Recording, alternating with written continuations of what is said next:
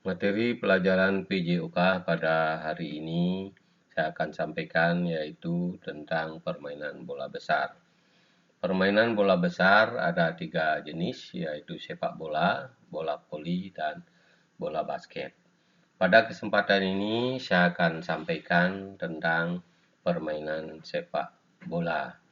Untuk itu saya sampaikan yaitu tentang strategi dan taktik dalam sepak bola. Taktik dalam hal ini adalah suatu siasat atau akal yang dirancang dan akan dilaksanakan dalam permainan oleh perorangan, kelompok maupun tim untuk memenangkan suatu pertandingan secara positif. Strategi adalah suatu siasat atau akal yang dirancang sebelum pertandingan berlangsung dan digunakan oleh pemain maupun pelatih untuk memenangkan pertandingan yang dilaksanakan secara sportif dan sehat.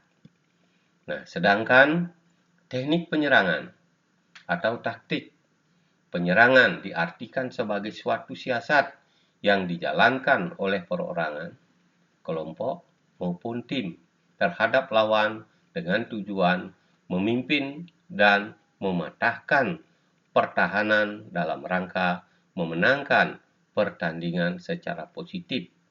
Taktik penyerangan dapat dibedakan menjadi 3. A. Taktik mencari tempat kosong di antara pemain lawan. B. Taktik melakukan gerakan tersusun, baik yang membawa bola maupun tidak, atau memanfaatkan lebar lapangan.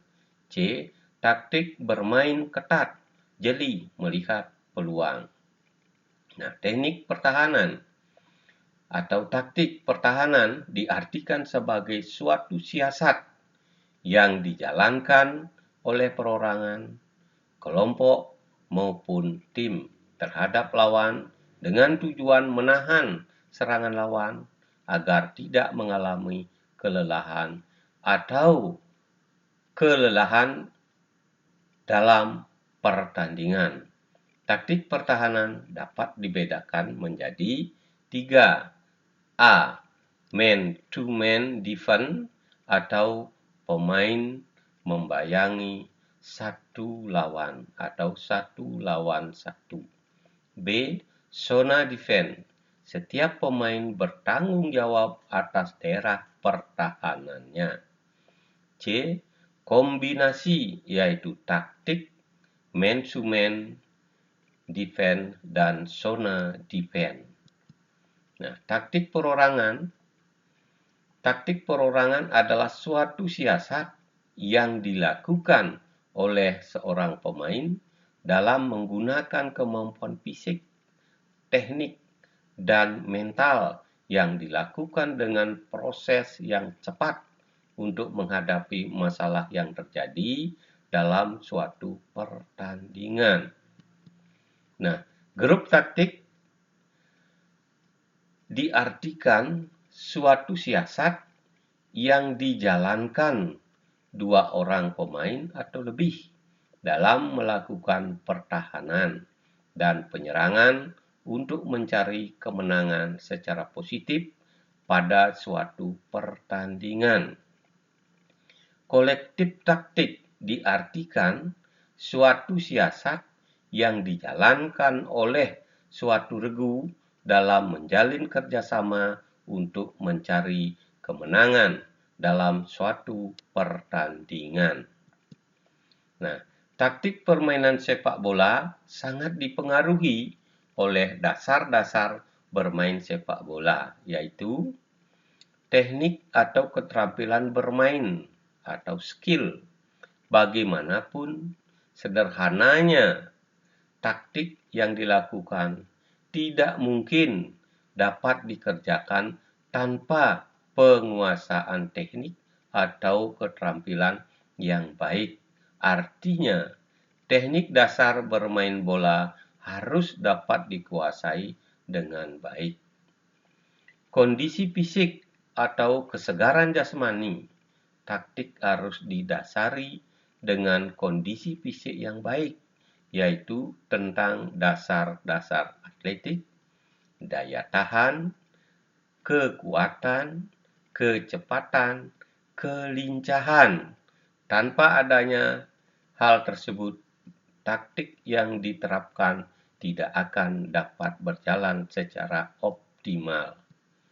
Nah, kecerdasan, daya ingat, dan mental yang baik. Untuk dapat menjalankan taktik secara baik, pemain harus ditunjang dengan kecerdasan, daya ingat untuk berpikir cepat dalam permainan, di samping mental yang kuat untuk tidak takut terhadap teror pemain lawan maupun penonton. Pemain mengerti peraturan permainan supaya pemain dapat melaksanakan permainan dengan baik dan sportif, maka setiap pemain harus mengerti dan menguasai peraturan permainan. Formasi dalam bermain sepak bola. Formasi atau sistem dalam permainan sepak bola yang ditetapkan pada peraturan sepak bola adalah cara penempatan ruang gerak serta pembagian tugas dari setiap pemain dengan posisi yang ditempatinya. Hal tersebut berlaku baik pada saat melakukan penyerangan maupun pada waktu melaksanakan pertahanan. Dengan sistem ini, setiap pemain telah mengetahui tugas utamanya, daerah atau ruang gerak masing-masing, memahami yang harus dilakukan pada saat penyerangan atau bertahan, dan kemana harus bergerak. Nah, dalam hal ini ada beberapa contoh formasi dalam sepak bola. Di antaranya formasi 3-5-2 yang artinya 3 pemain belakang, 5 pemain tengah, dan 2 pemain depan. Selanjutnya, formasi 4-3-3, 4 pemain belakang, 3 pemain tengah, dan 3 pemain depan. Selanjutnya, formasi 4-4-2 yang artinya 4 pemain belakang, 4 pemain tengah, dan 2 pemain depan. Berikut yaitu formasi 4-5-1 yang artinya 4 pemain belakang, 5 pemain tengah, dan 1 pemain depan. Berikut ada formasi 4-2-4. 4 pemain belakang, 2 pemain tengah, dan 4 pemain penyerang, dan seterusnya.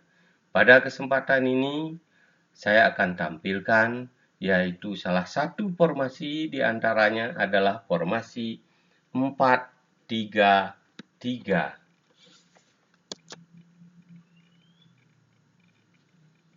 Adapun formasi yang saya tayangkan ini adalah formasi 4-3-3 yang artinya 4 pemain belakang terdiri dari bek kanan dan 2 poros halang serta bek kiri, dan 3 pemain tengah serta 3 pemain penyerang.